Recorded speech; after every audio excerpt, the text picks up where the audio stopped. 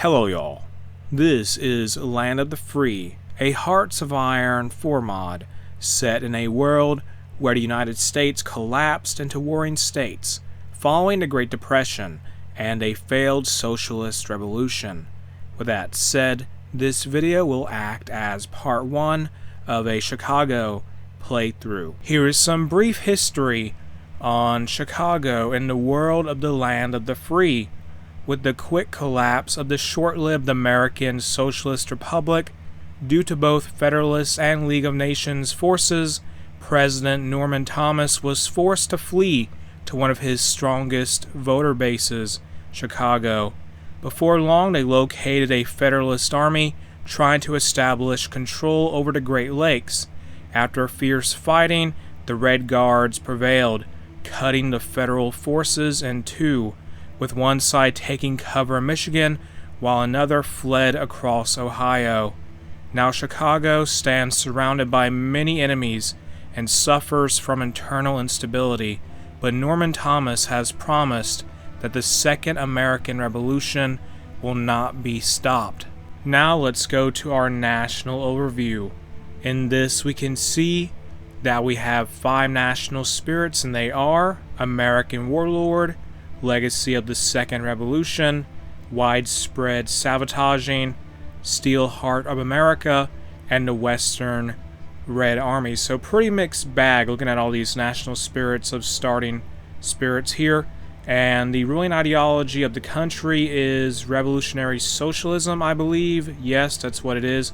While more moderate than communism, revolutionary socialism advocates for an immediate transition to socialism, both socially and economically, unlike democratic socialism, but while still preserving civil liberties. Interesting. And the leader of this country, that is Chicago, is Norman Thomas, and he has the leader trait, the exiled president. Historically, Norman Thomas was a Presbyterian minister who was also a socialist, pacifist, and 6-time presidential candidate for the Socialist Party of America. So now, what do we do? Let me take my army here, looking at the military. We have no Air Force, I think. We have no Navy, no Air Force, but we do have 21 divisions, 16 are infantry, 5 are cavalry. So let's grab these troops, and we'll send them to go watch Ohio, because we may try to attack them later. So we have Jacob Devers here, grab him. He's one of our generals. And we have the Field Marshal Smedley Butler. I think he wrote in our timeline in real life anyway. Well, in our real life timeline, he wrote something like War is a Racket or something like that. And so, what do we do now? Let's go to our research tree. We have 2 research slots, which isn't too great, but it's better than nothing. Basic machine tools do that, as well as construction 1. And so we'll start doing, actually no, free military factories, make some rifles, make some support equipment, and make some artillery. That would be ideal. And free civilian factories, build some civilian factories in Chicago. The Chicago Metro, I mean. No divisions and basic training. Let's start making some city guard, I guess. They're easier to produce than infantry divisions are, and they could be useful to us. We have plenty of manpower. Chicago is a very populated area, and we control a lot of areas with pretty large amounts of population, so we need to use that to our advantage. And let's start doing the focus Solidarity Forever in Friendship and Labor. Well, in Friendship and Labor. It says here, we have come a long way till today. And Thomas would do a speech in front of his followers, reminding them the road of how we came into power to become the leaders of one of the strongest nations on earth, and eventually fell to only controlling Chicago and the party being divided. So that'll take 7 days, and let me speed things up a little bit here. Just increase that speed, and so that will only take a few days. That's done now. So we have a event here from that, I guess, the common man, from that focus, the common man marches on.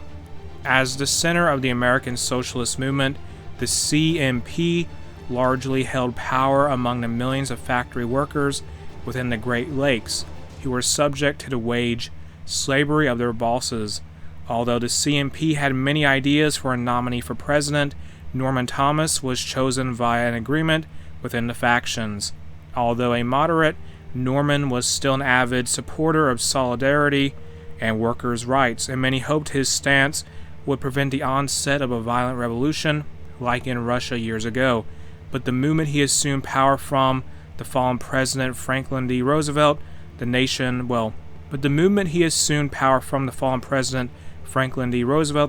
collapsed into anarchy as the Federalists challenged Thomas's, quote, legitimacy, unquote. Well, I don't think it's quote, actually. Whatever, moving on.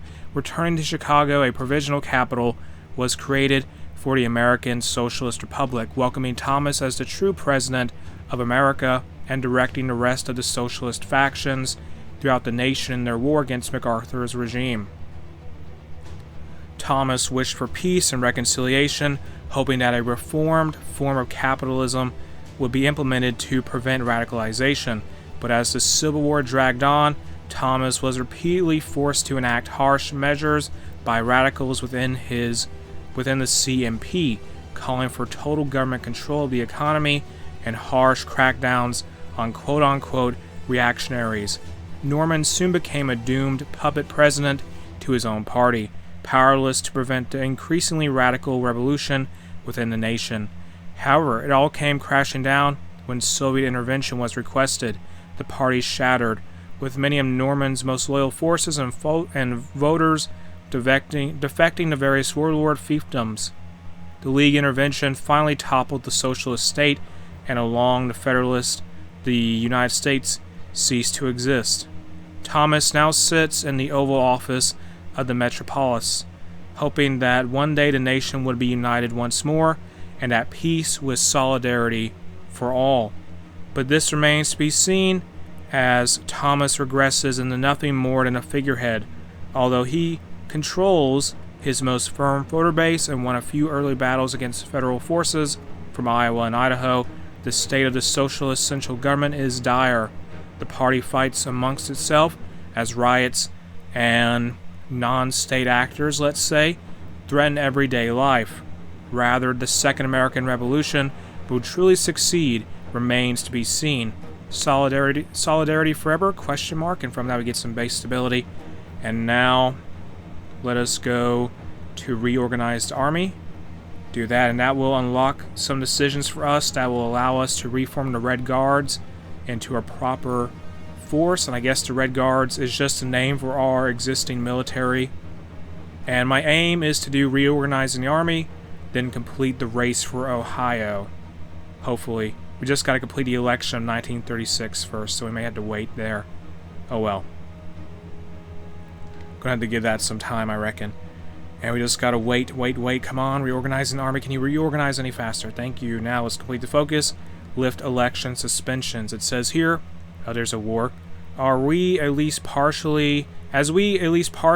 still claim to be United States, even though we control whatever's left of Chicago and surrounding areas. We should still allow elections once more, as the planned 1936 election season is coming up. So that's happening.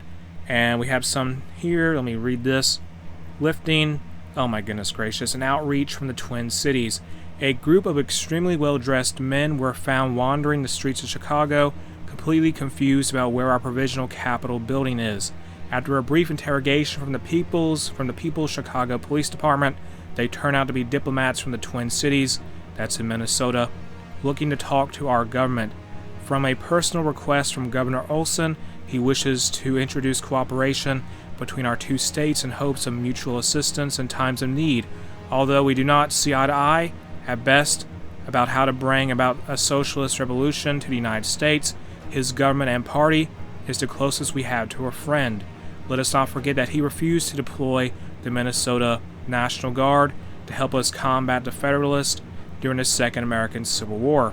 The specifics of cooperation were not given, so we have the power to decide how friendly we want to be towards them.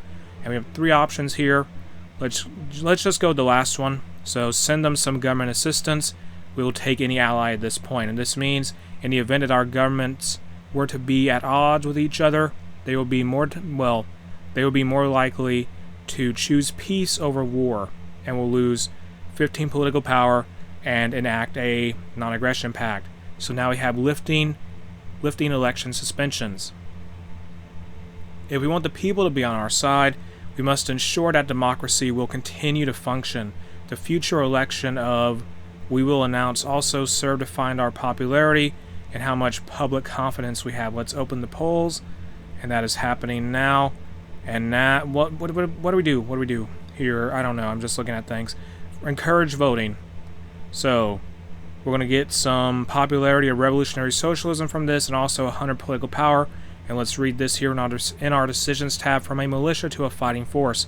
The military within the Socialist Republic of America has a short yet chaotic history. Most of the former U.S. military sided with the Federalists, with only a few professional forces siding with us purely out of the legitimacy of President Thomas. The bulk of our forces were the Red Guards. Militias, although high in morale and number, were unable to effectively combat the Federalist armies. Their weaknesses forced us to request Soviet backup, causing our front to shatter due to the controversy of the intervention. The League intervention spelled the Red Guards' demise, as many of the few remaining professional forces defected to various warlord groups in the wake of our defeat. If we are to prevent the mistakes of the past, we must overhaul our militias into a force strong enough to reclaim America. So we have army reform points, and they are needed to enact the decisions to reform our armies. They can be acquired through the conquest and military trees. We currently have one reform point. So what do we do here?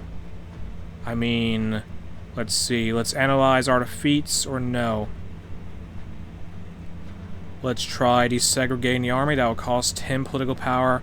And let's hold, say, I don't know what this does, hold doctrinal congress. And this will cost us army EXP. And we have an intelligence agency. Wow. And let's get a random recruit there. What's our intelligence agency called? The CIA. Lovely. Socialist CIA. That's very interesting to see. And we are struggling with resources in a way. We need to trade with someone, perhaps. Trade with the Northern Mandate. Give us some steel. That's way too much steel. Mistakes were made. I repeat, mistakes were made. Now let's unban capitalist parties. It says here, unbanning a few capitalist parties may put us in a better light in terms of democracy, because after all, a democracy needs to be a healthy one with much opposition around it and different views. And from this we'll get base stability, as well as stuff. The popularity of liberalism and conservatism will increase. And now we have the election of 1936. The elections are here. Sure, the date was not really certain, and the counting took a long time, but we can now proudly present the results. And we wait for that now. And come on. There we go. And so it says here, election of 1936. Thomas had been sitting in his office all week. He had been too nervous to go outside ever since the results of the recent election had been tallied. He had promised Americans a new age of freedom, prosperity, and solidarity, but under his presidency, America had shattered into warring fiefdoms, and the nation may never truly recover. All he could feel was a stunning sense of guilt. How could he, a man which had brought misery to millions, be worthy of leading the land of the free? After hours of pacing and pondering, he finally mustered up the might to leave the Chicago Capitol. He had already accepted that his run was over. Perhaps a better man, one who could fulfill the promises he failed to bring himself, could repair this shattered nation. But as he went outside, he saw a cheering crowd waving the flag of the Socialist Republic, cheering his name. Over the radio, he heard words he never expected. The incumbent, Norman Thomas, wins it again. And now we completed a focus called the Steel Belt Reconstruction. And that just, I think, auto-completed. Oh well. So let's choose to do the race for Ohio, please. That will take 21 days. The race for Ohio has begun as the inevitable fall of the state government, started by troops entering into the territory they control, and we shall use that to expand our own control of the former United States. And we will strike first compared to Erie. There we go. Go. Begin. Push. And we got to be fast here. This mod moves very fast. Let us complete the focus, expanding enlistment. That'll take some time to do. So do all that now. Come on. Go. Just take everything, please. Use, I don't know, just be aggressive here in executing these battle plans. We need to take northern Ohio and hopefully southern Ohio. Well, South Ohio. I do not want Erie. to grab anything. Douglas MacArthur will be an enemy for us. He is basically our rival, essentially. And let's now start trying to research Dispersed Industry 1. Good. And let us now do to focus every man a gun, and that will give us tons of equipment. Wonderful. And we're struggling with equipment currently, I think. Oh well. And I need to try and analyze our defeats. Do that. And some country entered into a white peace, or something like that. So, why do we do this here? Just trying to do everything I can do. Military factory construction. What do we do there? I don't know. Civilian factory construction. Push forward. Come on. We need to take over Ohio. Defeat them. That's all we need to do. There we go. We have the most victory points. Take this. In turn. And pass. Pass. Come on. Hopefully this doesn't backfire. Pass. Pass. Hold on. Pass. There we go. In turn. Done. So we got all of Ohio, and Erie was just kind of there. And there's a civil war in Indiana. Oh well. Well, I mean, Indianapolis is fighting the international forces, I think. But anyway, with that, I'm going to end what is part 1 of my Chicago playthrough in the Hearts of Iron 4 mod, the Land of the Free here. If you enjoyed the mod, you can check it out in the video description. The link to it is there. If you enjoyed the video itself, make sure to like, comment, and subscribe.